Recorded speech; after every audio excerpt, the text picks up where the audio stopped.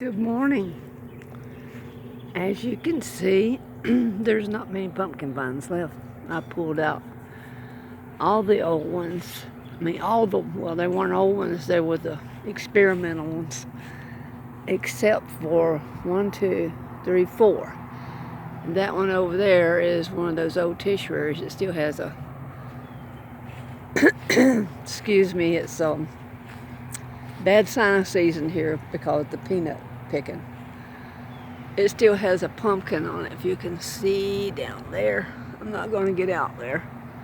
And that one right there has a little pumpkin on it. I kind of expect that'll be my winter harvest. Pumpkins like heat, even though we had too much heat this summer. And we're having cooler, less humid days. Thank the Lord. But even though I like it, they're not too productive in that kind of weather. So we'll see. Like I said, it's an experiment. This one here is definitely a Seminole or a Cherokee tan. I want to say it's a Seminole, but if you look at the leaves, the variegated leaves, I know this one is a Cherokee tan. I know this. I got this from Danny at Deep South Homestead. See that variegated leaf? It looks almost exact. There's something eating my leaves out here. I sprayed some neem oil after sundown yesterday, so maybe that put a stop to that. But other than them being a lighter color, same variegation. So they're in the same family, I know that, because they look real similar to each other. Oh, and I thought I'd show you some of my little transplants, some things I have going on here. That potato grew up out of the compost, from the compost pile. Out of peelings that got thrown in there.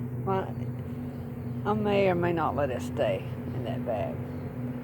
I mended the soils in these bags and transplanted some collards. They're tiny now, but they'll grow real fast once you transplant them. And this bag here's got all my, not all, but some of my garlic planted in it. I'm doing an experiment here too. I refrigerated my garlic for, excuse me, I refrigerated my garlic. Well, I didn't this, but the other I refrigerated for 3 weeks. And then I'm going to plant it because it's supposed to go through a cold period. I read, and we don't have that much of a cold period here, so I went ahead and put it in the refrigerator for 21 days. And look here, I even got my border around my strawberry bed. My son came out and says, "Why didn't you let me help you?" Well, he never offered, so I never asked. And I got to wash and clean up all these bags and buckets and some light bleachy water because I want to kill any kind of bacteria or anything that was in them from this year's growing. Some of that was just spring growing, had collards, broccoli and stuff like that in it.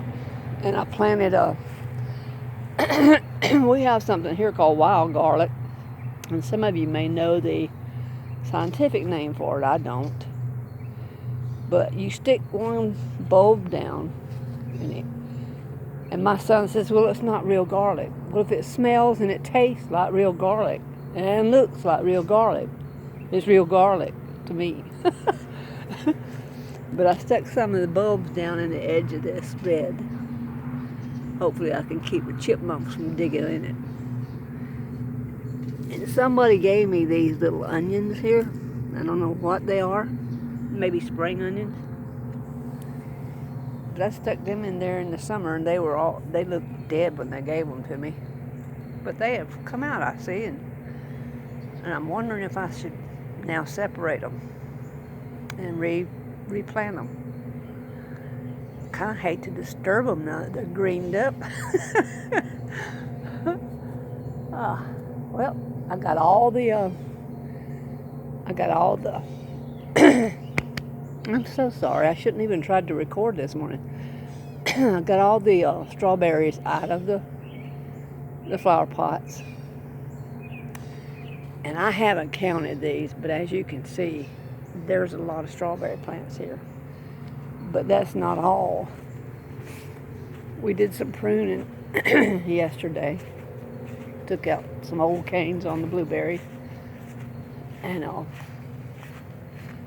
there's strawberries here. My son says now when they run out in the yard where I mow grass, because he just goes wide open on that riding mower, he said I'll just mow them down like grass. So I'm going to look for me a container today, put some of these in that's getting away from the trees. And they are getting out.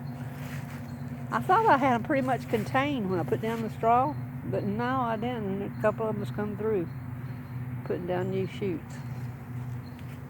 Runners, rather.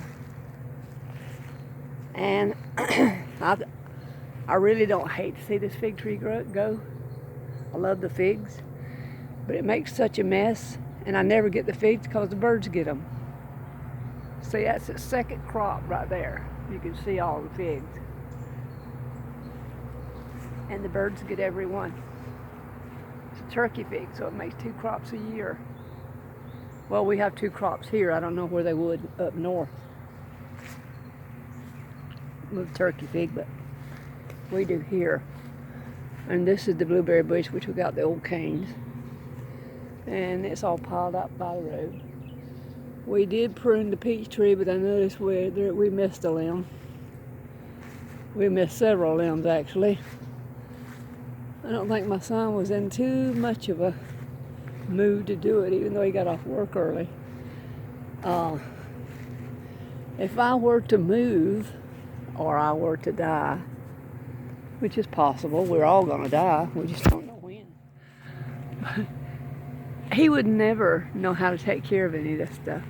He loves the produce. I mean, he loves the fruit, but he has no incentive,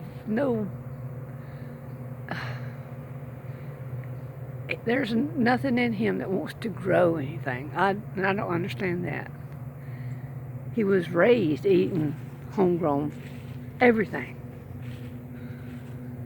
Had a pear tree behind an old house we owned on our property that was there when we bought the property, and it made the best pears. They were hard pears, but you could cut them up like apples. Put a little cinnamon in them and make the best pear pie. There's some kind of insect working on this leaf here, but I don't see it. Oh yeah, I do too. There's its eggs all over that leaf. I sprayed these leaves last night with neem oil, this tree. I sprayed all the trees actually. Well, that's my short video for today. I gotta pick peppers. I guess those peppers will produce right on up till frost. Have a good day, everyone.